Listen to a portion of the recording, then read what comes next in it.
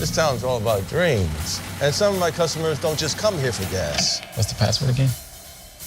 Dreamland. Dreamland. I want to go to Dreamland. Jim, your character Henry Wilson is a bad guy who uses people who are just kind of trying to follow their dreams. Did you draw from any stories you'd heard? There was a lot of good reading about him, and luckily I didn't draw from personal experience, other than the parallels that were pretty prevalent, I think, to a lot of what's gone on or been revealed to have gone on in the past couple of years in Hollywood. I was lucky enough in that regard to have a distance that it was playful for me. It was like, this is really out of this world, even though I know for many real people in real life it hasn't been. But for me as an actor, I felt that I could really dive into it, and it gave me a lot of room.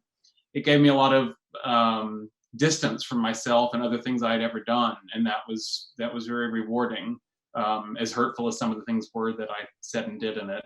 A lot of things that go on through the entire 7 episodes is like, there's a way in which it feels very distant. And then when you really start doing the math, it's like, that wasn't that long ago. You know, a lot of us have people in our families that were very much alive in that time still. It's not like the 1800s or something. I'll do anything. I am not just a star.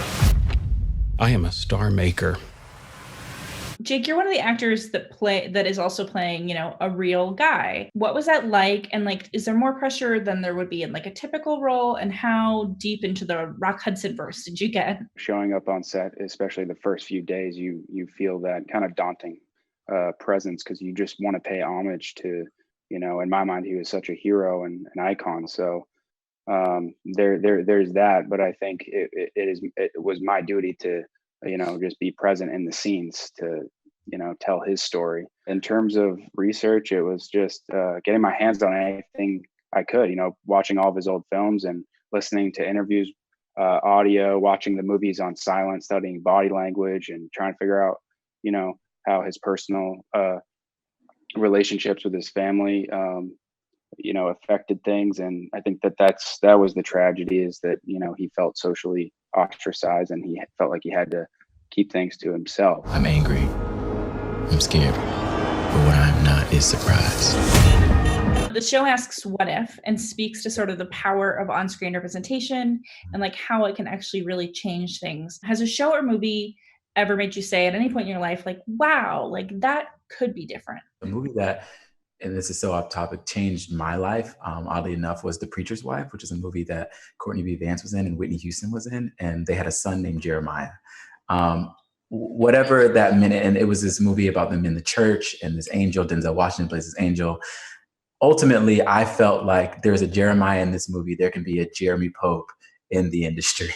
That was 5-year-old Jeremy who was obsessed with Whitney Houston. He saw that movie, and I think that early on that kind of gave me the bug that maybe I wanted to get into entertainment. So thank you, Whitney. Thank you, Denzel and Courtney B.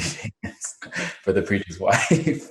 Jake or Jim, do you have a movie that you were maybe a similar experience where you were I can do this? The thing that's occurred to me is the power that all movies have to introduce you to different people and ways of living and life choices that you may not have ever thought about before. I even think about movies in the 80s that I watched.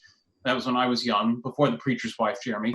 But this sounds outlandish, but Working Girl or something, where it's or broadcast news or something like that, where you're oh, and I didn't really want to do those things, but I guess for me personally, I guess it really opened up my eyes to the possibilities of things you could experience via acting. Vivien, I'd like to introduce you to a client. This is Rock Hudson.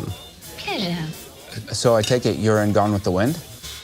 Yes. Are you fucking kidding? She's goddamn Scarlett O'Hara, you fucking hayseed.